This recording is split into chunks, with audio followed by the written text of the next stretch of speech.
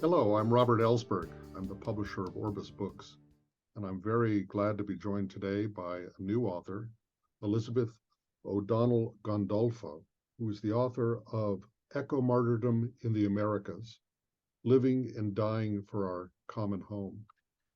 And Elizabeth Gandolfo is an associate professor of Catholic and Latin American Studies at Wake Forest University, School of Divinity, which is in North Carolina. I'm very, very excited about this book. It's theologically very deep, but it also has passion, and it is so relevant and ripped from the pages, not just of the Amazon Synod, but also from the newspapers. Extremely moving and powerful, challenging book. Eco-martyrdom. When we talk of martyrs, that in just general usage means people who die for a cause. But in the Catholic Church, that has had a more specific meaning because it depends on what the cause is. And traditionally, that has meant people who died in what was called hatred of the faith, such as the Roman martyrs who were died in the arena, or in more recent times, anti-Christian, anti-Catholic movements like the Nazis or communists. But lately, the idea has enlarged, in part because of the example of people like Oscar Romero and other martyrs in Latin America who died at the hands of people who identify themselves as Catholics. So how could that be hatred of the faith? Well, so that's an interesting background that feeds somewhat into the theme of your book, but there are other themes as well. So I wonder if you could begin by just talking about where this idea, or what you mean by eco-martyrdom, and how that fits into various lines in emerging Catholic teaching. Sure. Thank you, Robert, and thank you for having me for this interview. It's great to talk to you specifically about this book, which was a labor of love. So I'm glad you kind of set up the stage there with regards to the history of this concept of martyrdom within the Roman Catholic tradition, and how that developed over the course of the 20th century, especially in the late 20th century in Latin America, with the murder of folks like Rutilio Grande, who was just beatified in El Salvador not too long ago, and of course, now Saint Oscar Romero, who was Archbishop and killed there, not out of hatred for professing the Christian faith, but out of hatred for what that actually means incarnate in the world. Not just how do you apply the Christian faith, or what are the ethics or values that then you live out, but how does it show up in real time in the world, in embodied life, in religious leadership in the case of those two men, but also in just the everyday life of the many thousands of Christians across Latin America and non-Christians who were being killed out of hatred of what incarnating justice and a preferential option for the poor look like. So that we see taking place over the course of the late 20th century in Latin America, although we could look back and think about martyrdom historically as well in Latin America and in the Americas as a whole. But we see the concept develop in liberation theology and ecclesial-based communities, in the grassroots church, the popular church, over the course of the late 20th century and into the 21st century, when Pope Francis has now finally recognized officially many of those martyrs of late 20th century Latin America, like Romero and Rutilio Grande. And so I think the connection here then with eco-martyrdom is in how the Catholic tradition, at least, has come over the last maybe 30 years, but especially in the last 10 years of Pope Francis's papacy, to understand that incarnate faith as not only making a preferential option for the poor in the social, political, and economic dimensions of human life, but also in the ecological dimensions of human life. And all of human life is ecological. And so we see in the 1990s, Leonardo Boff, Ivana Guevara, developing liberation theology and the preferential option for the poor in conversation with creation, spirituality, cosmology, ecology, and such. And we also see Latin American social movements incorporating environmental concerns and drawing on that long indigenous heritage of really living out ecological well-being in their traditions of good living, or buen vivir. And so this all kind of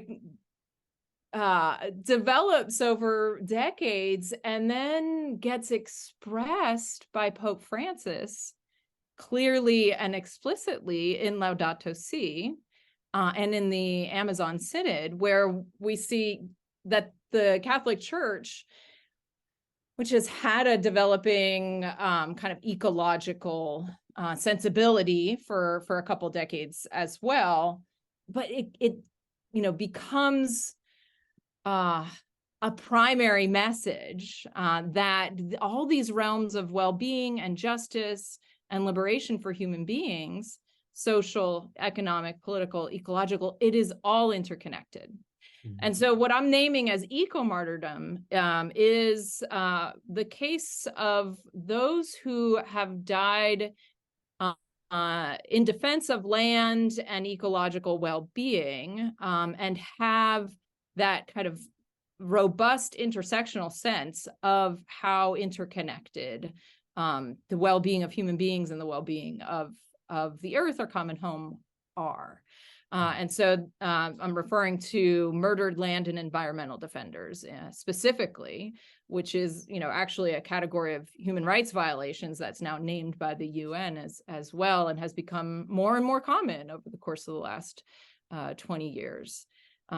So I'm connecting, those different strands of the Catholic social tradition with this evolving concept of martyrdom. And what's actually happening even outside the church, on the ground, people defending their lands and the ecosystems on which they depend for sustenance, for life, and ultimately on which we all depend. So that's the kind of where that eco-martyrdom category comes from. Has the church officially adopted that kind of language? It's obviously recognized, martyrs at the Amazon Synod and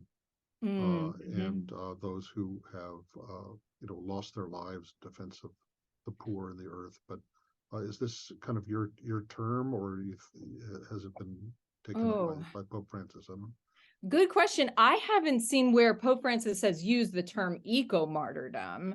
I'm just using that to convey this larger reality. And in Latin America or in other parts of the world where land and environmental defenders are being killed, I haven't seen like eco-martyrdom as the word being used. There is reference to martyrs, kind of at the grassroots level.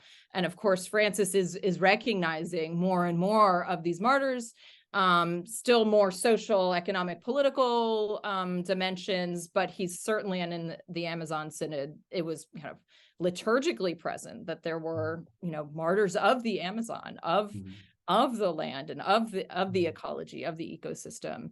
And so, I mean, it's there. It's just, this is what we do, I guess, as academics or as writers. Like, it's there. It's the reality, and I'm just trying to encapsulate that in a term that can bring that all together. You write a little bit about some of the dangers or ambiguities about focusing on these individuals who, of course, their lives were about a lot more than just the moment of their death. Yes. And the way that we can take people like that and sort of kind of focus on the death is the important thing, and not the communities that they were part of, or the movements that they were part of, and the daily suffering or death that is inflicted on people because of the ecological depredation. Right. But you've picked out like 6 figures in particular. I wonder if you'd like to just talk about a couple of them, maybe A couple of them are well known, a couple of them are not so well known. But what should we know about those stories? Right, right. Yeah, thank you for bringing up kind of the caveats or the dangers, because yeah, these are individuals that we can tend to extol individuals as that heroic figure in the predominant Western culture.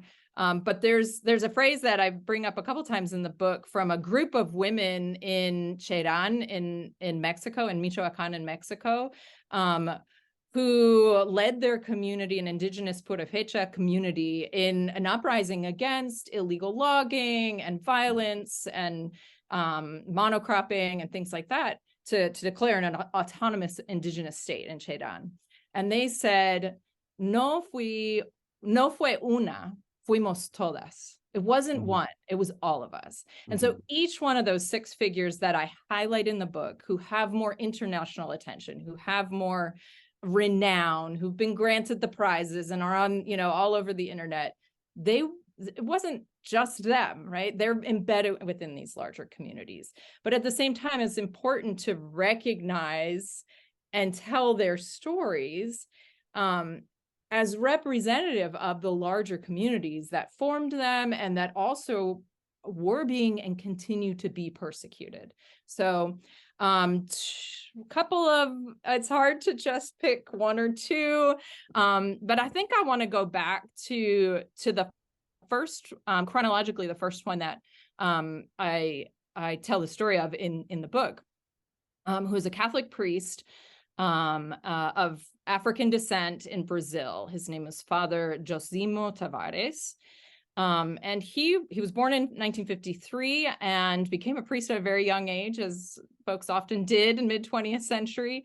And he was formed as a priest during that time, Vatican II, Medellin, liberation theology, ecclesial-based communities being formed, and the Pastoral Land Commission in Brazil. And he was deeply formed and in the preferential option for the poor. And he saw his people in the region of the Amazon where he worked being driven off their lands by loggers and ranchers and all kinds of industry. And he was one of those who defended people from being driven off their land. Now, I didn't see any evidence of an ecological mindset or dimension to his work other than defending people's lands and livelihood for subsistence farmers. But I would include him in this category of eco-martyrdom because when land is more widely distributed, when it's not concentrated in the hands of extractivist industries for profit, is better for the planet. And so he's kind of a bridge between those martyrs, what Michael Lee calls the martyrs of solidarity, like Romero and Brutilio, to the more explicitly ecological martyrs like Chico Mendes, who was also in the Amazon in Brazil and a rubber tapper who was fighting for workers' rights of rubber tapper, but also land rights. And he realized, he's kind of the turning point. He realizes, oh, we have to make this connection. If the forest dies, we die, not just because we depend on it for a livelihood, but because that's like the lifeblood of the earth. None of us can live without, if creation is destroyed. And so he kind of is a bridge there. But I also want to, I know you said too, but I have to mention Berta Cáceres, who is the most recent case that's highlighted in here. She was killed. She was a Honduran Lenca woman, indigenous woman, who was killed in 2016 for organizing the people of the Rio Blanco community to defend the Hualcarque River against a hydroelectric dam project that was internationally financed for profit. And she is somebody, I think, who's another figure who, like Josimo and Chico, points out to us she's bridges many different forms of analysis. And so she's going to bring in not only a critique of capitalism and the social and economic and political issues that we were already talking about, but also a critique of racism and how extractivism is deeply racist inherently, and how patriarchal it is. And so she brings in an even more intersectional analysis. And as a woman standing up, is persecuted in very particular ways that are defined by gender. And she's also indigenous. And so she's in conversation with more progressive Catholic communities that are inspired by Oscar Romero, but she's retrieves the Lenca spirituality of her ancestors and of her community as the wellspring of her witness. And so I think those three are the ones I would want to highlight, but it's hard not to talk about all of them. It's interesting you bring that up, because I think Pope Francis is also, the Amazon Synod picked up on this idea that there are indigenous spiritualities that preserve much more of a sense of their cosmology, their spirituality, their connection to the earth in this interdependence. So that is something that, the Catholic Church is only kind of beginning to tap into. Someone also, I think, is a kind of bridge figure there is someone like Dorothy Stang, who American woman religious, who was a missionary in Brazil, and doing traditional kind of pastoral work and catechetical work, and then working with the poor, and then she takes these courses on creation spirituality and stuff, and begins to see that there's the social justice issue of the poor who are being victimized by the logging and the ranchers and all that kind of stuff. But there's also this real, out of her Catholic faith, this feeling of commitment to preserving, protecting the earth as an extension of her religious practice and spirituality. Yeah, I'm so glad you brought her up, because she was another one that I would have liked to talk about. And I think she brings to Father Josimo, he has that deep Catholic liberationist spirituality that defends people from land grabbers. And then Chico Mendes, he's a secular guy. He was not spiritual in any way, but he has the ecological sensibility. And Sister Dorothy kind of brings those all together, the Catholic sacramental imagination, preferential option for the poor, environmental justice, and ecological spirituality. Yeah. Mm-hmm. Yeah. So, in a lot of these people died, before Pope Francis, and so in a way, this teaching and his message about ecological conversion is not something that just he dreamed up in Rome or something. It's kind of following and it's being led by these people who were pioneers and prophets. Right. Yeah. He didn't come out of nowhere, right? He came out of a context, and a context of Latin American martyrdom, but also of this increasing ecological awareness and environmental justice awareness that was growing, right, over the course of 3-4 decades already, before he becomes Pope. And he names it powerfully and beautifully, and it's pastorally too. But I think what we were all, so many of us were so enamored by in Laudato Si was how he drew on so many local sources, and different forms of knowledge that were not just top down from former papal encyclicals or Thomas Aquinas, or just he was kind of pulling out these strands that were already there, and even more so in the Amazon Synod. It's just bringing those up and bringing them to light so that we can learn from them. And that's an ongoing process. That doesn't end with Laudato Si or the Amazon Synod and its documents, but it initiates this, what we might call a synodal process, right, of communal dialogue and collaboration that is always learning, and especially learning from those who do have the ancestral wisdom, indigenous peoples, without romanticizing that, but recognizing that, yeah, this is what indigenous people have been doing all along. And back to the conquest and colonization of the Americas, the first eco-martyrs are the indigenous people who are defending their lands and ways of life from European conquest and colonization. So I think he has set us on this path of recognizing and learning from and listening to humbly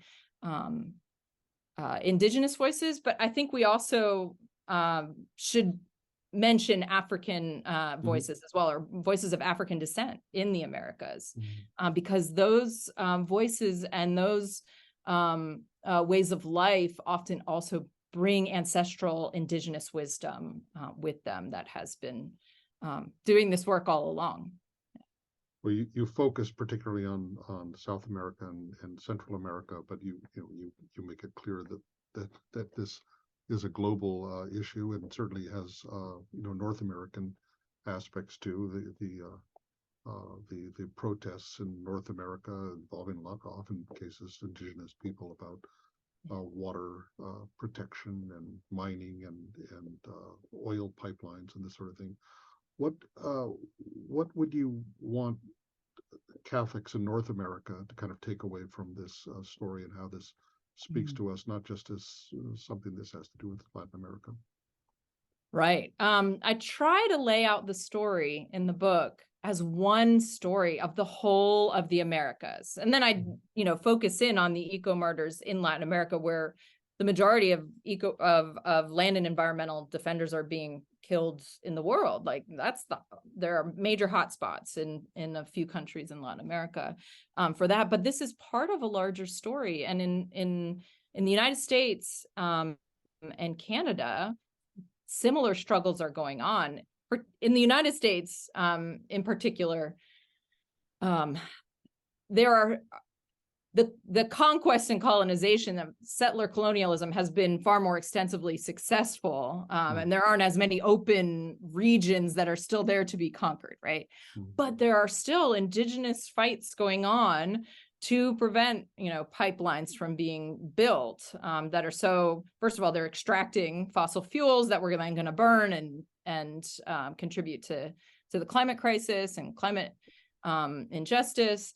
But there's also Oak Flat in Arizona is a place where, copper mining is a threat. And there's a fight against that based on indigenous religious freedom, that these are sacred lands, right? And so in addition, we can look at environmental racism in the United States. And for example, the way in which hog farming in Eastern North Carolina is particularly devastating for Black communities in that area because of the ways in which environmental racism is just interwoven in these processes of extractivism and environmental destruction. And so what I would want Catholics to take away is in North America and English-speaking North America and in the United States especially, a sense that this is our story too, that this kind of conquest, colonization, settler colonialism, and continued extractivism is something that is being fought against actively on our soils as well in the United States.